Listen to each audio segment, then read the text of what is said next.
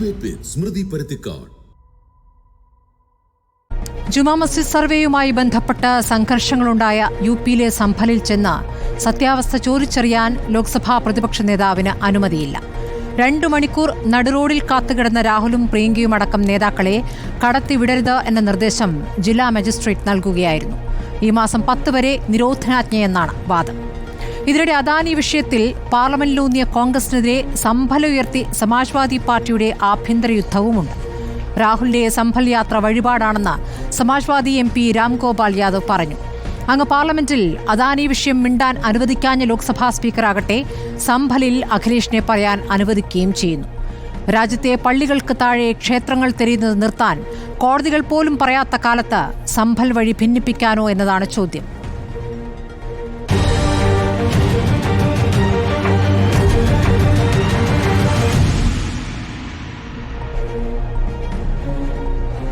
ചർച്ചയിൽ CPM-ൽ നിന്നും doctor V Sivadasan MP, BJP-യിൽ നിന്നും യുവരാജ് ഗോകുൽ, പ്രശാന്ത് പത്മനാഭൻ അല്പസമയത്തിനകം ചർച്ചയിലുണ്ടാകും. മോഹൻ വർഗീസ് രാഷ്ട്രീയ നിരീക്ഷകൻ.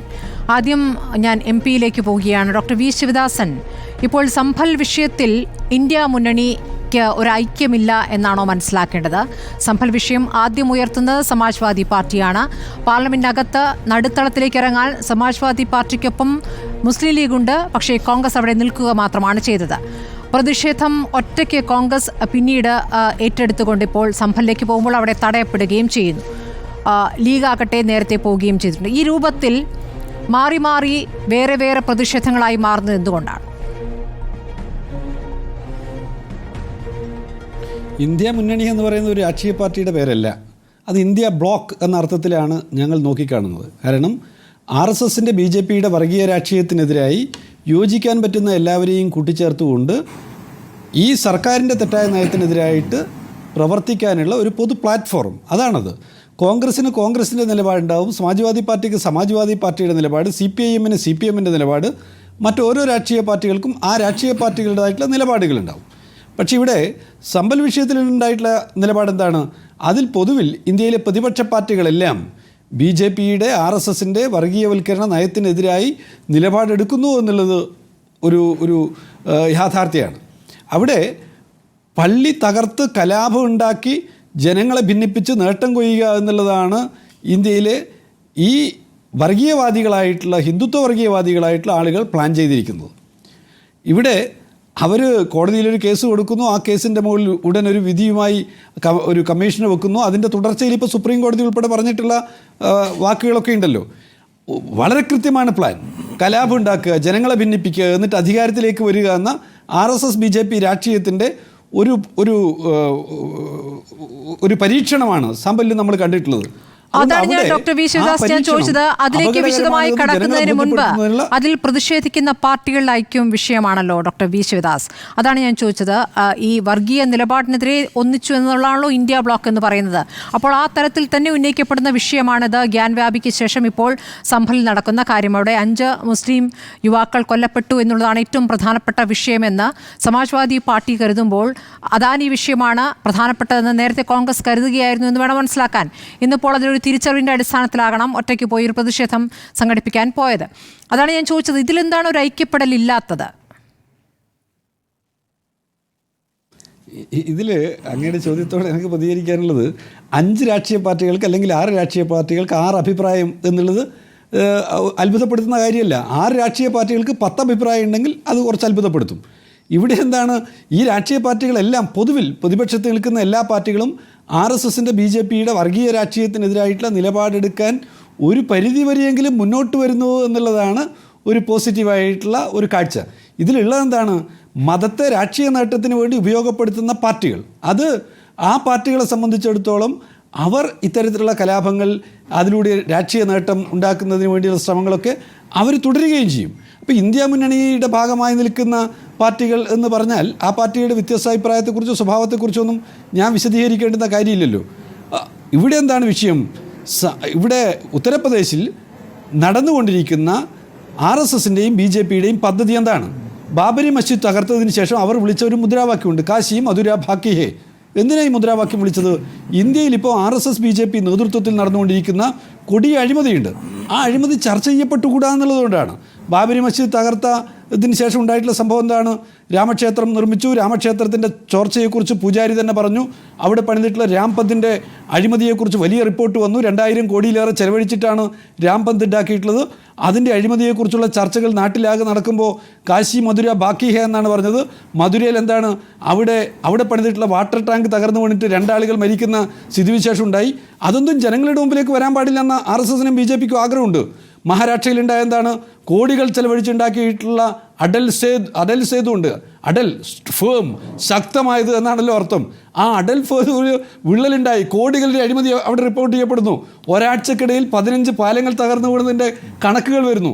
ഇതൊക്കെ രാജ്യത്തെ ജനങ്ങളിൽ നിന്ന് മറച്ചു പിടിക്കണമെങ്കിൽ എന്താണ് വഴി? അതിനുള്ള വഴി കലാപം ഉണ്ടാക്കലാണ്, ജനങ്ങളെ തമ്മിലടിപ്പിക്കുകയാണ്, വർഗീയ വിദ്വേഷം പരത്തുകയാണ്.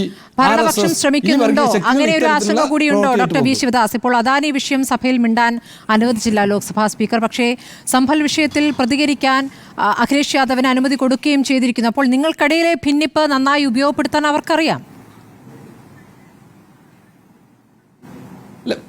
BJPയും RSSും പ്രതിപക്ഷത്തെ ഭിന്നിപ്പിക്കാൻ ശ്രമിക്കുന്നവരുടെ പാർട്ടിയും സംഘടനയാണ്. അവർ പ്രതിപക്ഷത്തെ ഒന്നിപ്പിക്കാൻ നിൽക്കില്ലല്ലോ. ചെറിയ വിള്ളൽ കിട്ടിക്കഴിഞ്ഞാൽ അവിടെ അതിനെ എങ്ങനെയാണ് വിപുലപ്പെടുത്താൻ നോക്കുകയെന്ന് അവർ നോക്കും.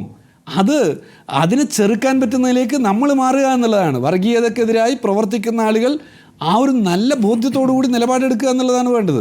അപ്പോൾ ഇപ്പോൾ സമാജ്വാദി പാർട്ടി ഉയർത്തിയിട്ടുള്ള വിമർശനം എന്താണ്? കോൺഗ്രസ് സമാജ്വാദി പാർട്ടി ഉൾപ്പെടെയുള്ള പാർട്ടികളുമായിട്ടൊന്നും തന്നെ യാതൊരുവിധ കൺസൾട്ടേഷനും ഉണ്ടായിട്ടില്ല എന്നാണ് അവർ പറയുന്നത്. അപ്പോൾ ഇതുപോലുള്ളൊരു പ്രവൃത്തിയിലേക്ക് RSSന് BJPക്കെതിരായിട്ടുള്ള പ്രവൃത്തിയിൽ പ്രചരണ പ്രവർത്തനങ്ങളിൽ ഏർപ്പെടുമ്പോൾ പറ്റാവുന്ന രാഷ്ട്രീയ പാർട്ടികളൊക്കെ ആയിട്ട് കൂടിയാലോചിക്കാൻ എല്ലാ രാഷ്ട്രീയ പാർട്ടികളും ശ്രദ്ധിക്കുന്നത് ഉചിതമായിരിക്കും എന്നുള്ളതാണ് സമാജ്വാദി പാർട്ടിയുടെ നേതാവിൻ്റെ പ്രതികരണമായി ചേർത്ത് വെച്ച് നമുക്ക് കാണാൻ കഴിയുന്ന കാര്യം. കോൺഗ്രസ് ഒരു ജാഗ്രത കാണിക്കണം, കോൺഗ്രസിൻ്റെ ഉത്തരവാദിത്വം ഉണ്ട് എന്നാണ് അദ്ദേഹം പറഞ്ഞിട്ടുള്ളത്. അതുകൊണ്ട് കോൺഗ്രസ് തിരുത്തലുകൾ വരുത്തേണ്ടതുണ്ട് എന്നുള്ള കാര്യത്തിൽ സമാജ്വാദി പാർട്ടിയുടെ പ്രസ്താവന നടത്തിയിട്ടുള്ള നേതാവിന് യാതൊരു സംശയവുമില്ല എന്നുള്ളതാണ് വ്യക്തമാകുന്ന കാര്യം. കാരണം ഉത്തർപ്രദേശിലെ കോൺഗ്രസിൻ്റെ ഏറ്റവും പ്രധാനപ്പെട്ട സഖ്യകക്ഷിയാണല്ലോ സമാജ്വാദി പാർട്ടി. അവരുടെ പ്രസ്താവനയാണ്. അവർ പറഞ്ഞു കോൺഗ്രസ് ഈ നിലയിൽ പോയി കഴിഞ്ഞാൽ അത് വർഗീയവാദികളെയാണ് സഹായിക്കുക, RSSനെയും BJPയാണ് സഹായിക്കുക എന്നുള്ളതാണ് അവരുടെ പ്രസ്താവന. നമ്മൾ കാണേണ്ടത് എന്താണെന്ന് വെച്ചാൽ ബാബരി മസ്ജിദ് തകർക്കപ്പെട്ട സ്ഥലത്ത്, രാമക്ഷേത്രം നിർമ്മിച്ചിട്ടുള്ള സ്ഥലത്ത് അവിടെ തെരഞ്ഞെടുപ്പ് കഴിഞ്ഞപ്പോൾ ജയിച്ചത് BJPക്കാരനായിരുന്നില്ല എന്ന് ഓർമ്മിക്കണം. അവിടുത്തെ ജനങ്ങൾ, അവിടുത്തെ ഹിന്ദുമത വിശ്വാസികളായിട്ടുള്ള ബഹുഭൂരിപക്ഷം വരുന്ന ജനങ്ങൾ RSSനെയും BJPയെയും പരാജയപ്പെടുത്തിക്കൊണ്ടാണ് അവിടെ അവർക്കെതിരായി മത്സരിച്ച സ്ഥാനാർത്ഥിയെ ജയിപ്പിച്ചിട്ടുള്ളത്. അതിന് നേതൃത്വം കൊടുത്തിട്ടുള്ള പാർട്ടികളിലൊന്ന് സമാജ്വാദി പാർട്ടിയാണ് എന്നുള്ളതും ഈ ഘട്ടത്തിൽ നമ്മൾ ഓർമ്മിക്കേണ്ടുന്ന കാര്യം തന്നെയാണ്. അതുകൊണ്ട് നമ്മൾ ഈ RSS BJPയുടെ വർഗീയ അജണ്ടയെ തുറന്നു കാണിക്കണം. അതിനൊപ്പം ജമാഅത്തെ ഇസ്ലാമി പോലുള്ള പാർട്ടികൾ ഇവിടെ മുഖംമൂടി അണിഞ്ഞുകൊണ്ട് ഈ മതന്യൂനപക്ഷങ്ങൾക്കിടയിൽ രൂപപ്പെടുത്തിയെടുക്കാൻ നോക്കുന്ന വർഗീയ രാഷ്ട്രീയത്തെയും തുറന്നു കാണിക്കണം. RSSും ജമാഅത്തെ ഇസ്ലാമിയും പോപ്പുലർ ഫ്രണ്ടും SDPIയും ഉൾപ്പെടെയുള്ള സംഘടനകൾക്കെതിരായുള്ള ക്യാമ്പയിൻ രാജ്യത്തെ എല്ലാ നിരപേക്ഷ കക്ഷികളും ചേർന്ന് നടത്തേണ്ടതാണ്. അതോടൊപ്പം മതത്തെ രാഷ്ട്രീയ ലാഭത്തിന് വേണ്ടി ഉപയോഗപ്പെടുത്താൻ ശ്രമിക്കുന്ന മുസ്ലിം ലീഗിനെ പോലുള്ള പാർട്ടികളും തിരുത്തലുകൾക്ക് തയ്യാറാവുക എന്നുള്ളത് പ്രധാനപ്പെട്ട കാര്യമാണ്. ശരി, യുവരാജ് ഗോകുൽ, ഇപ്പോൾ 10-ാം തീയതി വരെ നിരോധനാജ്ഞയുണ്ട്. പക്ഷേ ലോക്സഭയിലെ പ്രതിപക്ഷ നേതാവാണ് രാഹുൽ ഗാന്ധി അടക്കം കോൺഗ്രസ് നേതാക്കൾ, മുതിർന്ന 2-3 നേതാക്കൾ ആ ഭാഗത്ത് പോയി അവിടുത്തെ ആളുകളെ കേൾക്കാൻ പോകുമ്പോൾ അതേത് തരത്തിലാണ് അവിടെ പ്രകോപനം സൃഷ്ടിക്കുന്നത്? എന്തിനാണ് അദ്ദേഹം പോകുന്ന വഴിയിൽ ഒരു തടസ്സം സൃഷ്ടിച്ച് ആ ഭാഗത്തേക്ക് കടക്കരുത് എന്ന തീരുമാനത്തിലേക്ക് BJP പോകുന്നത്? സ്മൃതി, ഇവിടെ ഈ കലാപമുണ്ടായതിന് ശേഷം 7 FIRകൾ രജിസ്റ്റർ ചെയ്യപ്പെട്ടിട്ടുണ്ട്. 27 പേർ അറസ്റ്റ് ചെയ്യപ്പെട്ടിട്ടുണ്ട്. ഈ 27 പേർ അറസ്റ്റ് ചെയ്യപ്പെട്ടിരിക്കുന്നതിൽ ഒരാൾ രാഹുൽ ഗാന്ധി നേതൃത്വം നൽകുന്ന മുന്നണിയുടെ MP ആയിട്ടുള്ള മിയ ഉർ റഹ്മാൻ എന്ന് പറയുന്ന സമാജ്വാദി പാർട്ടിയുടെ MP ആണ്. സമാജ്വാദി പാർട്ടിയുടെ തന്നെ ഒരു MLAയുടെ മകനും ഈ പറയുന്ന 27 പേരിൽ അറസ്റ്റ് ചെയ്യപ്പെട്ടിട്ടുള്ളതിൽ ഒരാളാണ്. അപ്പോൾ തീർച്ചയായിട്ടും അവിടെ കലാപം ഇളക്കി വിടാൻ ശ്രമിക്കുന്നത് ആരാണ് എന്നുള്ള കാര്യത്തെക്കുറിച്ചിട്ട് നമുക്ക് രണ്ടാമത് ഒരു ആലോചനയുടെ ആവശ്യം വരുന്നില്ല. ഒന്ന്. രണ്ടാമത്തെ ഒരു പ്രധാനപ്പെട്ട കാര്യം എന്ന് പറഞ്ഞു കഴിഞ്ഞാൽ ശ്രീ ശിവദാസൻ സാറ് ഇപ്പോൾ ഇവിടെ പറഞ്ഞിരിക്കുന്ന വിഷയങ്ങൾ വെച്ച് നോക്കുമ്പോൾ BJPയും സംഘപരിവാറും കൂടി ചേർന്ന് അവിടെ എന്തോ ചെയ്യാൻ ശ്രമിക്കുന്നു എന്നുള്ള തലത്തിലാണ് അദ്ദേഹം ഇവിടെ പറഞ്ഞു വെച്ചത്. കാലങ്ങളായിട്ട് CPM-കാരും കോൺഗ്രസ്സുകാരും മാധ്യമപ്രവർത്തകരും ഉൾപ്പെടെ ഞങ്ങളോട് റിപ്പോർട്ടർ ചാനലിൽ ഉൾപ്പെടെ ഈ ഫ്ലോറിൽ ഇരുന്ന് എന്നോട് തന്നെ ചോദിച്ചിട്ടുള്ളത് ഹിന്ദുക്കളുടെ അട്ടിപ്പേർ അവകാശം നിങ്ങൾക്കാരാണ് തന്നത് എന്നാണ് ചോദിച്ചിട്ടുള്ളത്. ഭംഗിയായി ഞാൻ അതിന് മറുപടിയും പറഞ്ഞിട്ടുണ്ട്. ഹിന്ദുക്കളുടെ അട്ടിപ്പേർ അവകാശം ഞങ്ങൾക്ക് തരണ്ട, നിങ്ങൾ എടുത്തോളൂ എന്ന് പറഞ്ഞിട്ടുണ്ട്. ശിവദാസൻ സാറേ, ഇവിടെ കേസുമായിട്ട് മുമ്പോട്ട് പോയിരിക്കുന്നത് സംഘപരിവാറോ BJP ഒന്നുമല്ല. കൈലാദേവി ടെമ്പിൾ എന്ന് പറയുന്ന ഒരു ട്രസ്റ്റാണ്. ഈ രാജ്യത്ത് നിലനിൽക്കുന്ന നിയമങ്ങളുടെ അടിസ്ഥാനത്തിൽ ഏതൊരു വ്യക്തിക്കാവട്ടെ, സംഘടനയ്ക്കാകട്ടെ, ഏതൊരു സമൂഹത്തിനാകട്ടെ ഒരു സിവിൽ കേസുമായിട്ട് മുമ്പോട്ട് പോകുവാൻ വേണ്ടിയിട്ടുള്ള ജനാധിപത്യപരമായ അവകാശമുണ്ട്.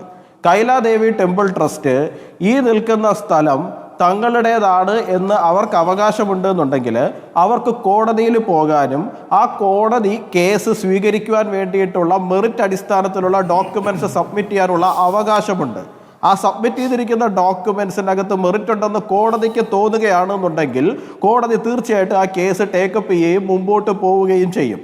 ഇതാണ് ഈ കേസിൻ്റെ അടിസ്ഥാനം. ഞങ്ങൾ എന്താണ് കേസ് കൊടുക്കാൻ പോകുന്ന ഓരോ ഹിന്ദുക്കളുടെ അടുത്തും ഓരോ ക്ഷേത്ര ട്രസ്റ്റുകളുടെ അടുത്ത് ചെന്നിട്ട് പറയണോ നിങ്ങൾ കേസ് കൊടുക്കാൻ പാടില്ല, നിങ്ങൾ കേസ് കൊടുക്കാൻ പാടില്ല എന്ന് ഞങ്ങൾ പോയിട്ട് പറയണോ? ഞങ്ങൾ പോയി പറഞ്ഞു കഴിഞ്ഞാൽ ഇവരെല്ലാവരും കേൾക്കുമോ? നിങ്ങൾ തന്നെയല്ലേ ചോദിക്കുന്നത്, ഞങ്ങൾക്കാണോ ഇവരുടെയൊക്കെ അട്ടിപ്പേർ അവകാശം എന്നാണ് നിങ്ങൾ തന്നെ ചോദിക്കുന്നത്. അത് തന്നെ എനിക്ക് തിരിച്ച് നിങ്ങളോടും പറയാനുള്ളൂ. ഇന്ത്യയിലെ മുഴുവൻ ഹിന്ദുക്കളുടെ അട്ടിപ്പേർ അവകാശം ഞങ്ങൾക്കില്ല. ആരെങ്കിലും കേസുമായിട്ട് കോടതിയിൽ പോയി കഴിഞ്ഞാൽ അവരുടെ കയ്യിൽ അത് പ്രൂവ് ചെയ്യാനുള്ള വസ്തുതകൾ കയ്യിലുണ്ട് എന്നുണ്ടെങ്കിൽ അവർ കോടതിയിൽ പോട്ടെ. കോടതിയിൽ കൃത്യമായിട്ട് രണ്ട് ഭാഗവും വാദപ്രതിവാദങ്ങൾ രണ്ടുപേരുടെയും വാദങ്ങൾ ഉന്നയിക്കട്ടെ. ആ വാദങ്ങൾ ഉന്നയിക്കുന്നതിൻ്റെ അടിസ്ഥാനത്തിൽ കോടതി ഒരു കൺക്ലൂഷനിലെത്തട്ടെ. ആദ്യമേ കയറി സാർ ഇതിനകത്ത് വിധി പറയേണ്ട കാര്യമൊന്നുമില്ലല്ലോ. ആ കേസിൻ്റെതായ വഴിക്ക് മുമ്പോട്ട് പോകട്ടെ. ഈ 91 പ്ലേസസ് ഓഫ് വർഷിപ്പ് ആക്ട് രാജ്യത്തെ നിയമമല്ലേ യുവരാജ് ഗോകുൽ?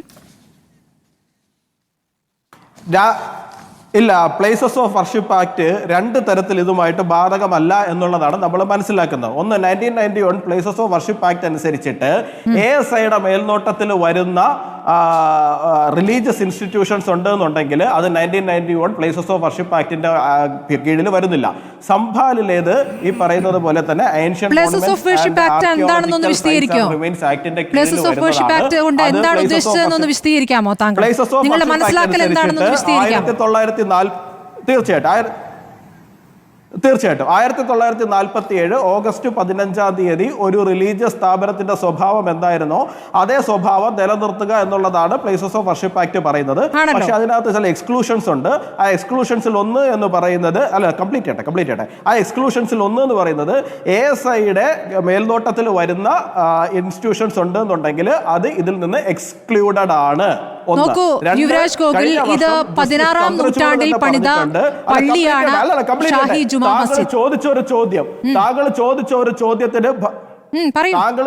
ചോദ്യത്തിന് ഞാൻ മറുപടി പറഞ്ഞോളട്ടെ, അതിനുശേഷം അതിലേക്ക് പോകാം. രണ്ട് എന്ന് പറയുന്നത് പ്ലേസസ് ഓഫ് വർഷിപ്പ് ആക്ട് അനുസരിച്ചിട്ട് ഒരു റിലീജിയസ് സ്ഥാപനത്തിന്റെ സ്വഭാവം മാറ്റാൻ പറ്റില്ല എന്നുള്ളതാണ്. ജസ്റ്റിസ് ചന്ദ്രചൂഡ് തന്നെ പറഞ്ഞിട്ടുണ്ട്, സർവേ നടത്തുക എന്നുള്ളതിന്റെ അടിസ്ഥാനം ഒരു റിലീജിയസ് സ്ഥാപനത്തിന്റെ സ്വഭാവം, അതായത് അത് ഏത് മതത്തിന്റെ ആണോ പ്രതിനിധീകരിച്ച് പ്രവർത്തിച്ചുകൊണ്ടിരിക്കുന്നത് അതിനെ മാറ്റുക എന്നുള്ളതല്ലോ, കൂടുതൽ വസ്തുതകളിലേക്ക് ഇറങ്ങി ചെല്ലുക എന്നുള്ളത് മാത്രമാണ്.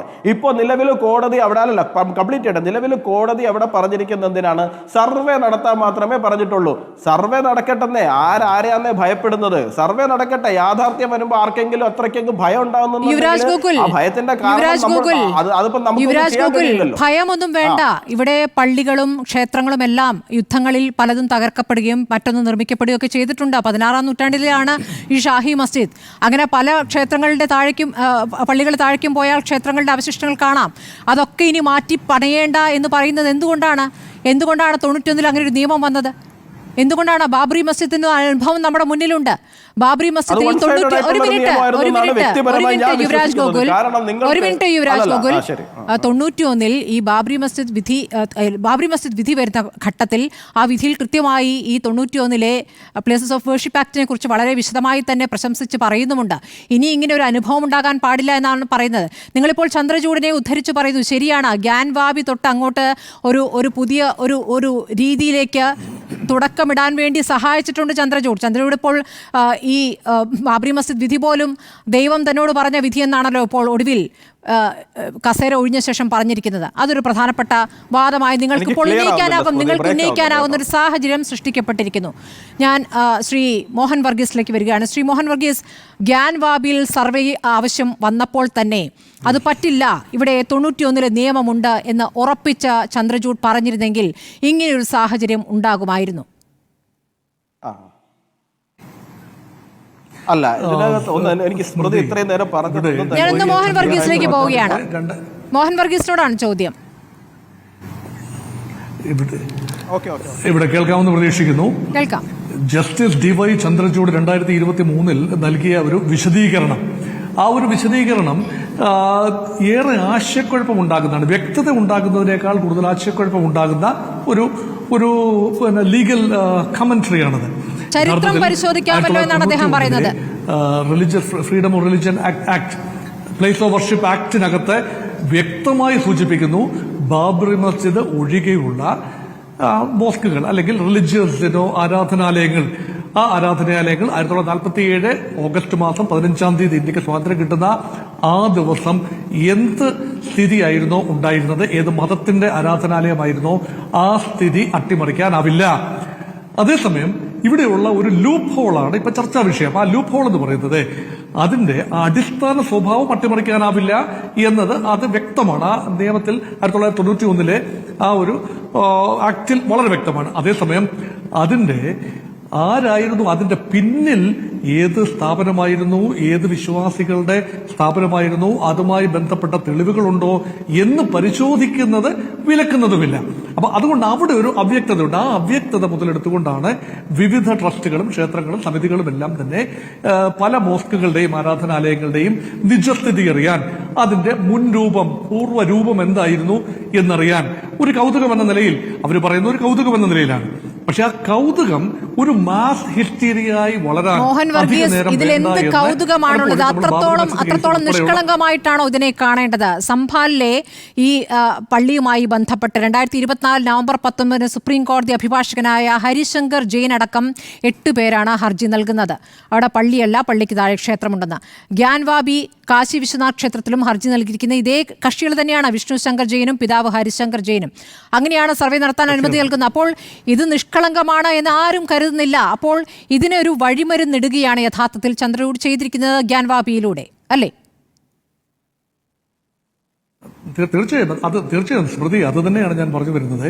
ഇതിന്റെ ഒരു തുടക്കമെന്ന് പറയുന്ന നിഷ്കളങ്കമെന്ന് തോന്നാവുന്ന ഒരു രീതിയിൽ ആ ഒരു ഞങ്ങളൊന്നും ചരിത്രം അറിഞ്ഞുകൊള്ളട്ടെ, ആരാണ് അതിന്റെ മുൻ രൂപം എന്തായിരുന്നു അറിഞ്ഞുകൊള്ളട്ടെ. പക്ഷെ അതിന്റെ ഫലം പുറത്തു വരുമ്പോൾ ഈ സർവേ ഒക്കെ നടത്തി അതുമായി ബന്ധപ്പെട്ട എന്തെങ്കിലും രൂപങ്ങൾ അല്ലെങ്കിൽ എന്തെങ്കിലും വിഗ്രഹങ്ങൾ അല്ലെങ്കിൽ കല്ലുകൾ അല്ലെങ്കിൽ കുത്തിവെച്ചിട്ടുള്ള ജയ് ശ്രീറാമെന്നോ മറ്റോ കുത്തിവെച്ചിട്ടുള്ള എന്തെങ്കിലും കാര്യങ്ങൾ ഉണ്ടെങ്കിൽ അത് വലിയ തോതിൽ വിശ്വാസ സമൂഹത്തെ ഇളക്കി മറിക്കാൻ പര്യാപ്തമായ വൈകാരിക വിഷയമായി പിന്നീട് ഒരു പൊളിറ്റിക്കൽ ലെവലിലേക്ക് അത് കൊണ്ടുപോകാൻ സാധിക്കും.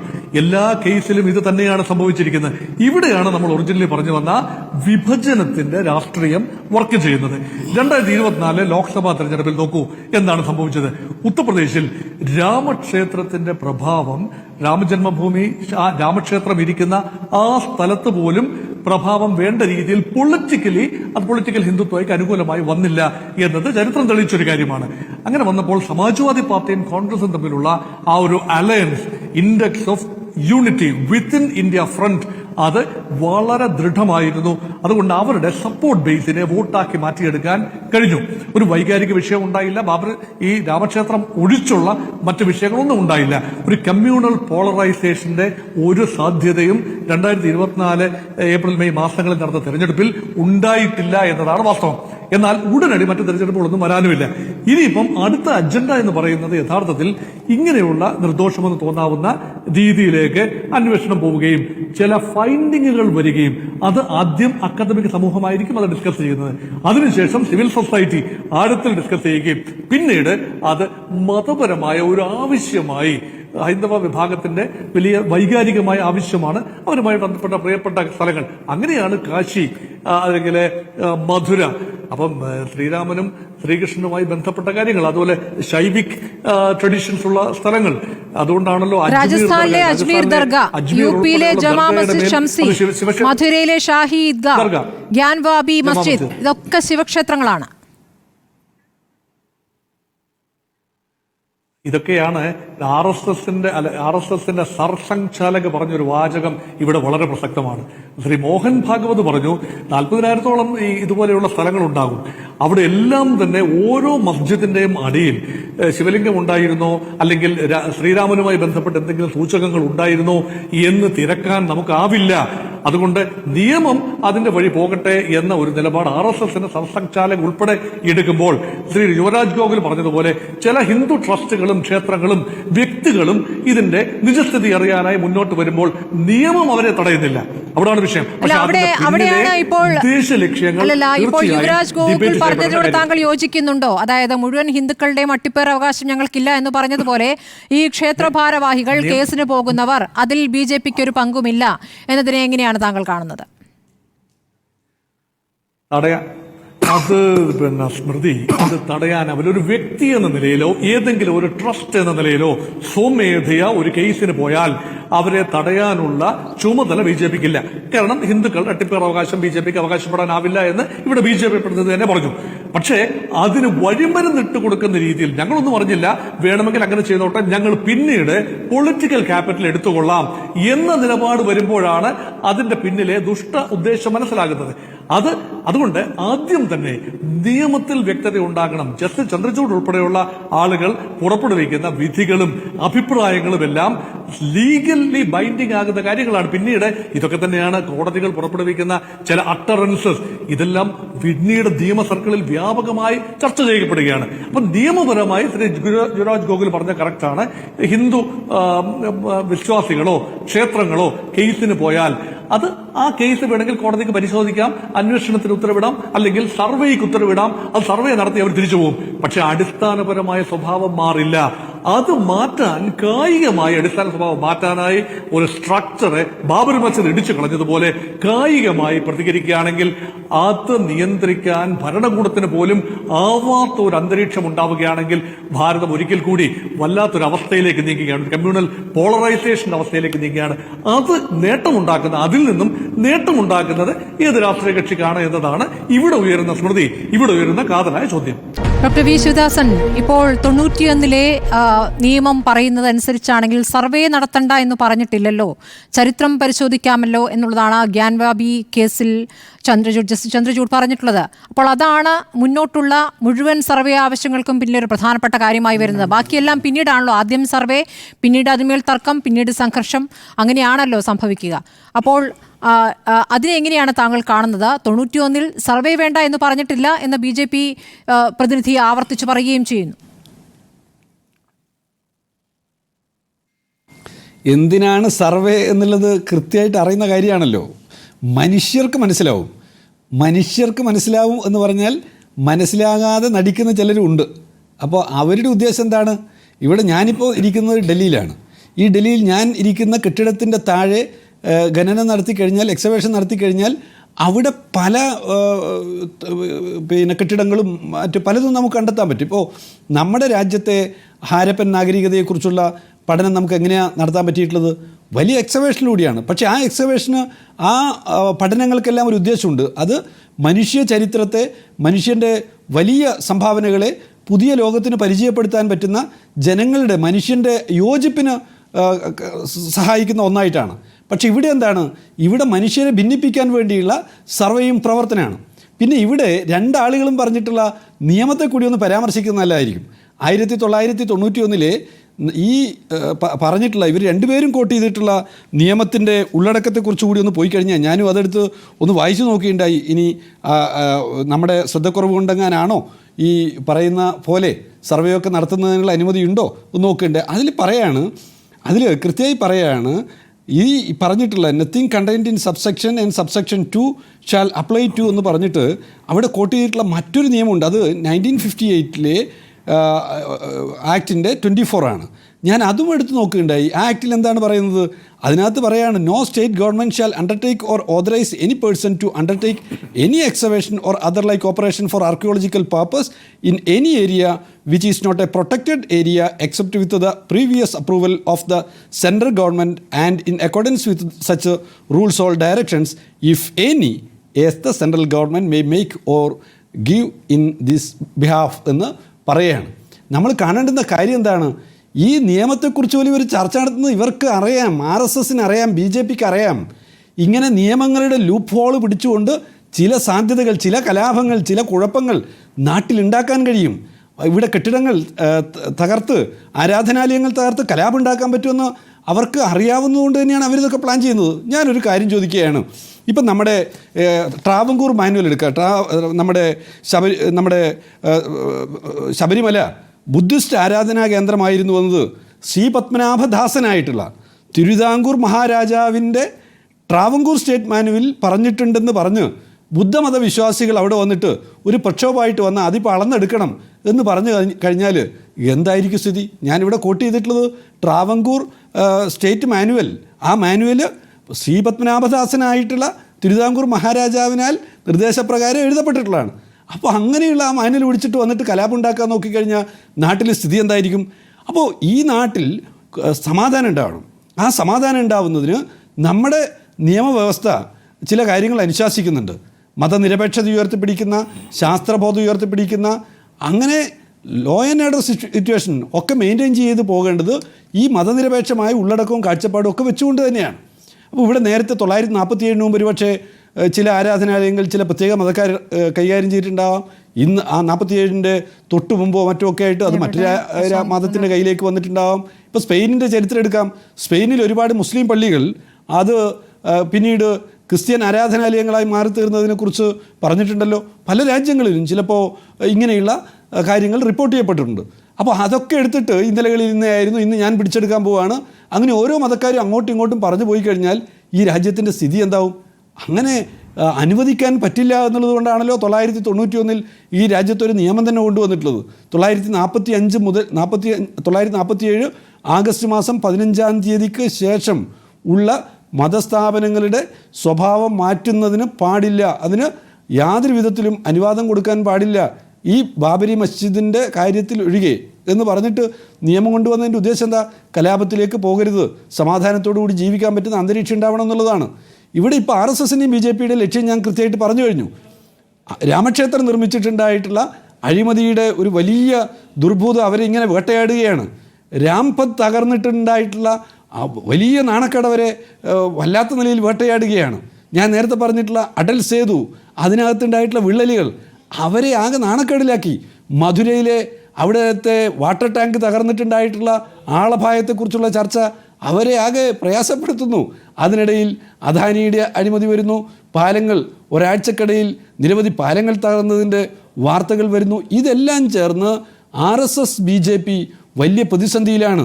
കോടിക്കണക്കിന് രൂപ അവർ വാങ്ങിയിട്ടുള്ള വൻകിട കമ്പനികളുടെ ആ പേരുകൾ വെളിപ്പെടുത്തപ്പെട്ടിട്ടുള്ളതാണല്ലോ. അഴിമതിയുടെ വലിയൊരു ചക്രവാളം തന്നെ നമുക്ക് കാണാൻ കഴിഞ്ഞിട്ടുള്ളതാണല്ലോ ഇലക്ടറൽ ബോണ്ട്. ഇങ്ങനെ അഴിമതിയുടെ ഘോഷയാത്ര RSS BJP നേതൃത്വത്തിൽ ഇങ്ങനെ നടന്നുകൊണ്ടിരിക്കുമ്പോൾ അതിനെ മറികടക്കാൻ എന്താണ് മാർഗം? ഇവിടെ കാണേണ്ടത് തൊഴിലില്ലായ്മ ഇവിടെ കൂടിക്കൊണ്ടിരിക്കുന്നു.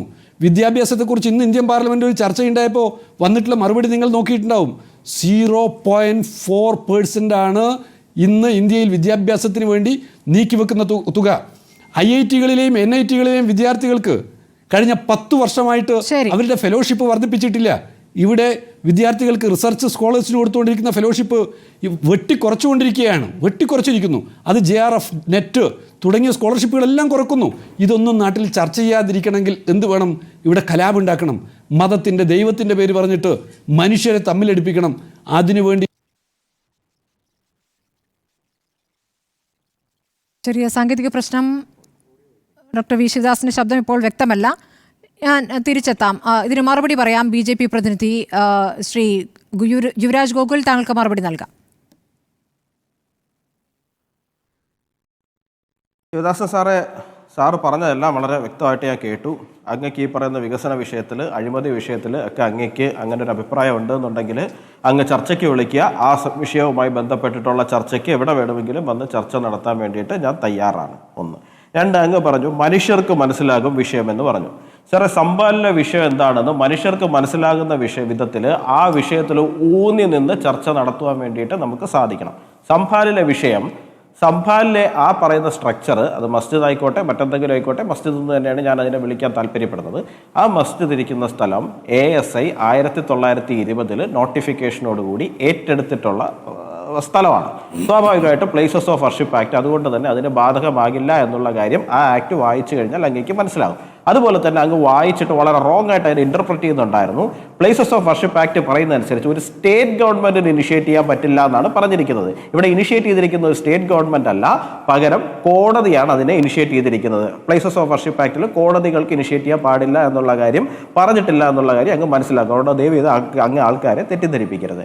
ഇവിടെ 1920 ശേഷം ഇങ്ങോട്ട് ഈ പറയുന്ന ASIയുടെ പ്രോപ്പർട്ടി അനുസരിച്ച് ഇന്ത്യയിൽ ഒരു നിയമ സംവിധാനം നിലനിൽക്കുന്നുണ്ട്. ആ നിയമം പാലിക്കണം എന്നുള്ളതാണല്ലോ നിങ്ങളുടെയൊക്കെ വാദം. ഈ പറയുന്ന ASIയുടെ പ്രോപ്പർട്ടി ഇരിക്കുന്നിടത്ത് ഏത് തരത്തിലാണ് മോഡിഫിക്കേഷൻ വരുത്താൻ പറ്റുന്നത്, എന്ത് കാര്യം ചെയ്യണമെന്നുണ്ടെങ്കിൽ ASIയുടെ അനുമതിയോടുകൂടി മാത്രമേ ചെയ്യാൻ സാധിക്കുകയുള്ളൂ. പക്ഷേ ASIയുടെ ഉദ്യോഗസ്ഥർ കഴിഞ്ഞ എത്രയോ പതിറ്റാണ്ടുകളായിട്ട് പറയുന്നത് ഞങ്ങൾക്ക് അങ്ങോട്ട് കയറാനുള്ള അനുവാദം പോലും തരുന്നില്ല. അവിടെ അവർക്ക് തോന്നുന്ന തലത്തിലുള്ള ഡെവലപ്മെന്റുകൾ നടത്തുകയാണ്. ഉപയോഗിക്കാൻ പാടില്ലാത്ത വസ്തുക്കൾ വരെ ഉപയോഗിച്ചിട്ട് അവിടെ ഈ പറയുന്ന പോലെ മോഡിഫിക്കേഷൻ വരുത്തുകയാണ്. പ്ലാസ്റ്റർ ഓഫ് പാരീസ് പോലുള്ള കാര്യങ്ങൾ വരെ അവിടെ ഉപയോഗിക്കുന്നുണ്ട് എന്നാണ് അവർ പറയുന്നത്. സ്വാഭാവികമായിട്ടും അത് ഗവൺമെന്റും ഈ പറയുന്ന ഒരു വിഭാഗവും തമ്മിലുള്ള ഇഷ്യൂ ആണ്. അവിടെ ഒരു ഹിന്ദുക്കളും പോയി കലാപത്തിന് പോയതായിട്ട് എൻ്റെ അറിവിലില്ല. സംഘപരിവാർ സംഘടനകൾ ആരും തന്നെ കലാപത്തിന് പോയതായിട്ട് എൻ്റെ അറിവിലില്ല. നവംബർ 19 അവിടെ ഫസ്റ്റ് റൗണ്ട് സർവേ നടത്തി. 2 വിഭാഗത്തിന്റെ ആൾക്കാരുണ്ടായിരുന്നു. വളരെ സമാധാനമായിട്ട് അവിടെ സർവേ നടന്നു. നവംബർ 24 സർവേ നടത്താൻ പോകുമ്പോൾ ഈ പറയുന്ന സമാജ്വാദി പാർട്ടിയുടെ MP-യുടെ നേതൃത്വത്തിൽ ഒരു ഗ്യാങ് വന്നിട്ട് ഈ പറയുന്ന ഉദ്യോഗസ്ഥരുടെ ജീവൻ അപകടത്തിലാക്കുന്ന തലത്തിലുള്ള ആക്രമണമാണ് വിടുന്നത്. ആ കാര്യത്തിൽ നിങ്ങൾ ആരും ആ ഫാക്റ്റിലേക്ക് പോകില്ല എന്നുള്ള കാര്യത്തെ കുറിച്ചിട്ട് എനിക്ക് നല്ല നിശ്ചയമുണ്ട്. കാരണം നിങ്ങൾക്ക് ആർക്കും അത് ചർച്ച ചെയ്യണ്ട. സ്വാഭാവികമായിട്ട് അവിടെ ഒരു സംഘർഷം പൊട്ടിപ്പുറപ്പെടുന്ന സാഹചര്യമാണ് ഉണ്ടായിരിക്കുന്നത്. അപ്പോൾ ഇവിടെ ഇഷ്യൂ എന്താണ്? ഇവിടെ ഇഷ്യൂ എന്ന് പറയുന്നത് ASIയുടെ അണ്ടറിൽ നിൽക്കുന്ന ഒരു ഇൻസ്റ്റിറ്റ്യൂഷനകത്ത് ASIയുടെ പ്രതിനിധികൾക്ക്, ഉദ്യോഗസ്ഥർക്ക് അവിടെ പോകുവാനോ അവിടെ ഇൻസ്പെക്ഷൻ നടത്തുവാനോ ഉള്ള അവകാശം ലഭിക്കുന്നില്ല. അങ്ങനെ ലഭിക്കാതിരിക്കുന്ന സാഹചര്യത്തിലാണ് അവിടെ ഈ പറയുന്ന ഒരു സംഘർഷത്തിന്റെ സാഹചര്യത്തിലേക്ക്, സംഘർഷത്തിന്റെ സാധ്യതകളിലേക്ക് അത് പോയിരിക്കുന്നത്. ഇതിന് നിങ്ങൾ വെറുതെ സംഘപരിവാറിന്റെ നെഞ്ചത്തേക്ക്, BJPയുടെ നെഞ്ചത്തേക്ക്, അല്ലെങ്കിൽ ഹിന്ദുത്വയുടെ നെഞ്ചത്തേക്ക് ഇതിൻ്റെ അകത്തോട്ടൊന്നും കയറിയിട്ട് യാതൊരു കാര്യമില്ല സാറേ. പിന്നെ ഞാനൊരു കാര്യം അങ്ങോട്ട് വീണ്ടും ഞാൻ ചോദിക്കുകയാണ്. ഈ പറയുന്ന ശരിയെങ്കിൽ നിങ്ങൾ ആ പറയുന്ന ക്ഷേത്ര ട്രസ്റ്റ് അധികാരികളോട് സംസാരിക്കുന്നേ.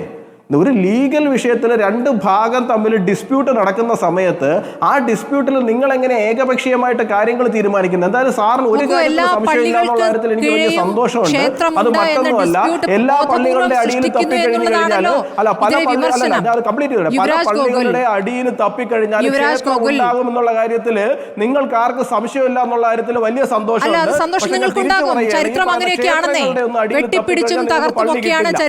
ചരിത്രത്തിൽ സംഭവിച്ചിട്ടുള്ളത് അങ്ങനെയൊക്കെയാണ്.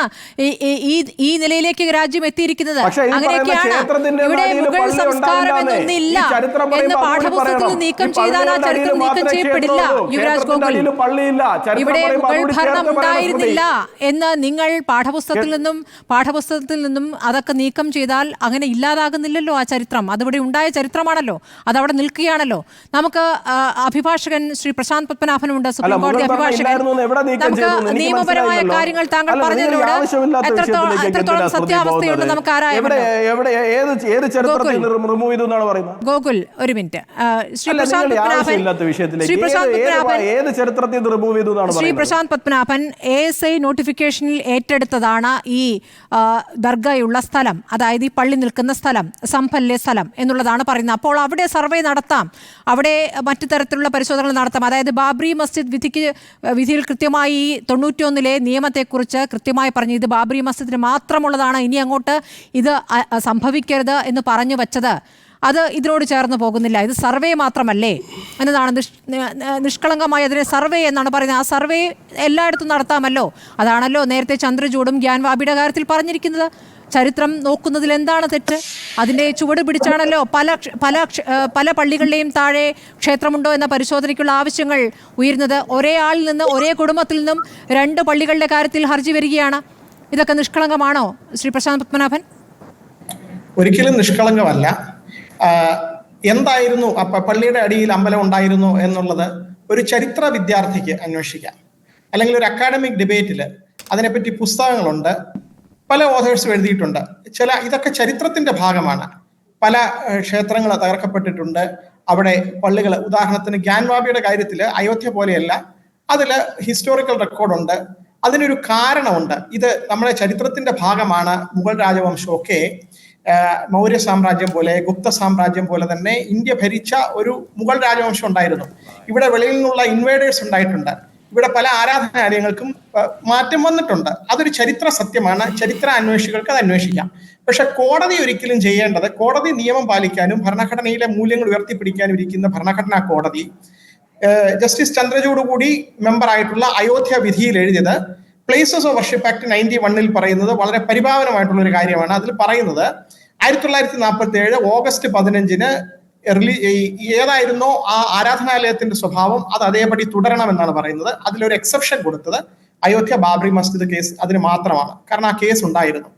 അപ്പോൾ ഈ ഒരു നിയമം ഭരണഘടനയുടെ മൂല്യങ്ങൾ ഉയർത്തിപ്പിടിക്കുന്നതാണ്, സെക്യുലറിസം ഉയർത്തിപ്പിടിക്കുന്നതാണെന്നുള്ള ജഡ്ജ്മെന്റ്, റിട്ടേൺ ആയിട്ടുള്ള ജഡ്ജ്മെന്റ് ആണ്. അത് എല്ലാ ബെഞ്ചിനും ബൈൻഡിങ് ആണ്. അതിനുശേഷം ഗ്യാൻവാബിയിൽ ഒരു തർക്കം വരുമ്പോൾ ചീഫ് ജസ്റ്റിസ് ചന്ദ്രചൂഡ് അന്ന് അദ്ദേഹം ഓറലായിട്ട് ഒബ്സർവ് ചെയ്ത ഒരു കാര്യമാണ് ഇപ്പോൾ ഈ പ്രശ്നങ്ങൾ ഉണ്ടാക്കുന്നതിന് ഒരു കാരണമായിട്ട് പറയുന്നത്. അദ്ദേഹത്തിന് ഇത് തടയാമായിരുന്നു. അദ്ദേഹം പറഞ്ഞത് ശരിയാണ്, ആ നിയമം ഇത് കൺവേർട്ട് ചെയ്യുന്നതിനെ തടയുന്നുണ്ട്, പക്ഷെ അത് എന്തായിരുന്നു എന്ന് അസർട്ടൈൻ ചെയ്യുന്നതിന് തടസ്സമില്ല. 1947 ഓഗസ്റ്റ് 15 അവിടെ പൂജ നടക്കുന്നുണ്ടായിരുന്നോ എന്ന് അസർട്ടൈൻ ചെയ്യുന്നതിന് ഒരു സർവേ നടത്തുന്നതിന് തടസ്സമില്ലെന്ന് ഓറലായിട്ട് ഒബ്സർവ് ചെയ്തു. ആ ഓറൽ ഒബ്സർവേഷൻ ഒരു ബൈൻഡിങ് ഫോഴ്സ് ഉള്ള ഒരു നിയമമല്ല. അല്ല, ഓറൽ ഒബ്സർവേഷൻ മാത്രമാണോ ശ്രീ പ്രശാന്ത് പത്മനാഭൻ? അങ്ങനെയാണെങ്കിൽ സർവേയിലേക്ക് പോകില്ലല്ലോ. അതായത് അദ്ദേഹം തടഞ്ഞില്ല. സുപ്രീം കോടതിക്ക് എന്ന് തടയാമായിരുന്നു, സർവേ നടത്താൻ പാടില്ല, കാരണം ഈ നിയമം അവിടെ നിൽക്കുന്നു. ഞങ്ങളുടെ തന്നെ സുപ്രീം കോടതിയുടെ തന്നെ ഭരണഘടനാ ബെഞ്ച് പറഞ്ഞിട്ടുണ്ട് ഈ നിയമം ലംഘിക്കാൻ പാടില്ല, അത് വളരെ പ്രധാനപ്പെട്ട ഒരു നിയമമാണ്, സെക്യുലറിസം ഉയർത്തിപ്പിടിക്കുന്നതാണെന്ന് പറഞ്ഞ് തടയാമായിരുന്നു. തടയിട്ടില്ല. അദ്ദേഹം ചെയ്തത് എന്താണ്? ആ സർവേ നടത്തണം, അതിനുശേഷം പ്രൊട്ടക്ട് ചെയ്യണം, ഇത് എക്സ്കവേഷൻ നടത്തുമ്പോൾ സ്ട്രക്ചറിന് ദോഷം ഉണ്ടായത്, ഇങ്ങനെയുള്ള കുറെ ഡയറക്ഷൻസ് കൊടുക്കുകയല്ലാതെ അത് മുളയിലെ നുള്ളി കളയാമായിരുന്ന ഒരു കാര്യം ചെയ്തിട്ടില്ല. അവിടെയാണ് പ്രശ്നം ഉണ്ടായത്. നേരത്തെ ശ്രീ യുവരാജ് ഗോകുൽ ചൂണ്ടിക്കാണിച്ച കാര്യം തെറ്റാണ്. കാരണം ഈ നിയമത്തിൽ സെക്ഷൻ 3 പറയുന്നത് bar of conversion of place of worship. No person shall convert any place of worship of any religious denomination or any section thereof into a place of worship of a different section. അതാണ് പറയുന്നത്. അല്ലാതെ അത് സ്റ്റേറ്റിന് മാത്രമുള്ള ഒരു direction അല്ല. Notification ഏറ്റെടുത്തതാണ് എന്ന വാദത്തെ എങ്ങനെ കാണുന്നു? ASI നോട്ടിഫിക്കേഷൻ ഏറ്റെടുത്തതാണെങ്കിലും അവിടെ പൂജകൾ നടന്നിട്ടുണ്ടെങ്കിൽ, അല്ലെങ്കിൽ അവിടെ മസ്ജിദിൻ്റെതായിട്ടുള്ള മുസ്ലിങ്ങളുടേതായിട്ടുള്ള ആരാധന നടന്നിട്ടുണ്ടെങ്കിൽ അത് കൺവേർട്ട് ചെയ്യാൻ കഴിയില്ല. അപ്പോൾ എങ്ങനെയാണ് അവിടെ ഒരു സർവേ നടത്തിയിട്ട് അതും ക്ലെയിം എന്താണ്? ക്ലെയിം അതൊരു വേറൊരു മതത്തിന്റെ ആരാധന നടന്നുകൊണ്ടിരുന്നു എന്നുള്ള ക്ലെയിമാണ്. അങ്ങനെ ഒരു ക്ലെയിം നിൽക്കില്ല. ASIയുടെ കാര്യം പറയുന്നത് സെക്ഷൻ 4 പറയുന്നത്, അല്ലെങ്കിൽ ഒരു മൊന്യൂമെന്റ് വളരെ പഴക്കമുള്ളതാണ്, അത് ആർക്കിയോളജിക്കൽ സർവേയുടെ കീഴിൽ വരുന്നതാണെങ്കിൽ അവിടെ പോയിട്ട് വീണ്ടും ഇവിടെ ഞങ്ങളുടെ ആരാധനാലയം ആയിരുന്നു എന്ന് പറഞ്ഞ് ക്ലെയിം ചെയ്യാൻ പറ്റില്ല എന്നുള്ള ലിമിറ്റഡ് ആയിട്ടുള്ള മീനിങ് ആണ് അതിനുള്ളത്. അല്ലാതെ ASIയുടെ കീഴിലായതുകൊണ്ട് ഏതെങ്കിലും ഒരു വിഭാഗത്തിന്റെ പ്രാർത്ഥന നടന്നുകൊണ്ടിരുന്നത് മാറ്റിയിട്ട് വേറൊരാൾക്ക് ക്ലെയിം ചെയ്യാമെന്ന് അർത്ഥമില്ല. അങ്ങനെ ഒരു മീനിങ്ങിലേക്ക് പോവുകയാണെങ്കിൽ പിന്നെ ഈ നിയമത്തിന്റെ അതിന്റെ അന്തസ്സത്തെ ചോദ്യം ചെയ്യുന്നതിന് തുല്യമായിരിക്കും. നമുക്കിത് പറഞ്ഞു പോകാം. ശ്രീ ഗോകുൽ, താങ്കൾക്ക് ഇതിന് മറുപടി നൽകാം. ഇപ്പോൾ വ്യക്തത വന്നല്ലോ യുവരാജ് ഗോകുൽ. അല്ല, അതിനകത്ത് any place of worship referred to in the set subsections which is an ancient and historical monument or an archaeological site or remains covered by ancient monuments and archaeology remains act or any other ഇതിനകത്തൊരു subsection ഇത് nothing content ഇതിനകത്തേക്ക് apply ചെയ്തിട്ടുണ്ട് എന്നാണ് പറയുന്നത്. ഇതിനകത്ത് apply ചെയ്തിട്ടുണ്ട് എന്നാണ് പറയുന്നത്. ഇനി പറയുന്ന AMASRലേക്ക് അപ്ലൈ ചെയ്തിട്ടുണ്ടെന്നാണ് പറയുന്നത്. അല്ല, അതിനകത്ത് അങ്ങ് പറഞ്ഞതിനകത്ത് ഒരു കാര്യം ഞാൻ പറഞ്ഞോട്ടെ. എനി പേഴ്സൺ എന്നല്ലല്ലോ ഇവിടെ പറഞ്ഞിരിക്കുന്നത്, കോടതിയല്ലേ പറഞ്ഞിരിക്കുന്നത്. ഇത് പേഴ്സൺ ആണോ? ഞാൻ പറഞ്ഞില്ലല്ലോ ഏത് പേഴ്സൺ, ഏതെങ്കിലും പേഴ്സൺ എന്ന് ഞാൻ പറഞ്ഞോ? ഇല്ലല്ലോ. ഒരു വ്യക്തി- സ്റ്റേറ്റ് ഗവൺമെന്റ് എന്ന് ശിവദാസ സാർ പറഞ്ഞത് തന്നെയാണ് ഞാൻ പറഞ്ഞത്. സ്റ്റേറ്റ് ഗവൺമെന്റ് അല്ല അവിടെ അല്ലല്ല, initiate അത് നിയമപരമായി ചെയ്തിരിക്കുന്നത്. വ്യക്തത കോടതിയാണ് വരുത്തി initiate പോകാം. ചെയ്തിരിക്കുന്നത് യുവരാജ് എന്നാണ് ഞാൻ ഗോകുൽ, പറഞ്ഞത്. യുവരാജ് ഗോകുൽ, ഇപ്പോൾ താങ്കൾ ഇപ്പോൾ ശ്രീ പ്രശാന്ത് പത്മനാഭൻ പറഞ്ഞതിനോട് യോജിക്കുകയാണോ? കോടതിയിൽ പോയത് വ്യക്തികളാണ്. ഇല്ല, യോജിക്കുന്നില്ല. കോടതിയിലേക്ക് പോയത് ആരാണ്? കോടതിയിലേക്ക് വ്യക്തികളല്ലേ പോലും. അല്ല, ആ വ്യക്തികളല്ലല്ലോ ഇനിഷ്യേറ്റ് ചെയ്തിരിക്കുന്നത്. സാർ എന്താ സാറേ പറയുന്നത്? ആ വ്യക്തികൾ വെളിയിലിറങ്ങി പറയുന്നതിന്റെ അടിസ്ഥാനത്തിലാണോ അവിടെ സർവേ നടത്തുന്നത്? അല്ലല്ലോ, കോടതിയിൽ വ്യക്തികൾക്ക് പോകാനുള്ള അവകാശമുണ്ട്. എന്തായാലും ശരി തന്നെയാണ്. ഈ രാജ്യത്ത് കോടതിയിലേക്ക് വ്യക്തികൾക്ക് പോകാൻ അവകാശമുണ്ട്. സർവേ ഇനിഷ്യേറ്റ് ചെയ്തിരിക്കുന്ന വ്യക്തികളല്ല, കോടതിയാണ്. സർവേ ഇനിഷ്യേറ്റ് ചെയ്തിരിക്കുന്നത് കോടതിയാണ്, വ്യക്തികളല്ല. വെറുതെ തെറ്റിദ്ധരിപ്പിക്കുന്ന വിധത്തിൽ നിങ്ങൾക്ക് സംസാരിക്കരുത്. ഇത് അതൊരു ഇന്റർപ്രിട്ടേഷൻ ഹൈക്കോടതിയിൽ വ്യക്തികൾ പറഞ്ഞതിന്റെ അടിസ്ഥാനത്തിലാണോ സർവേ നടത്തിയിരിക്കുന്നത്? വ്യക്തികൾക്ക് ആവശ്യപ്പെടാം.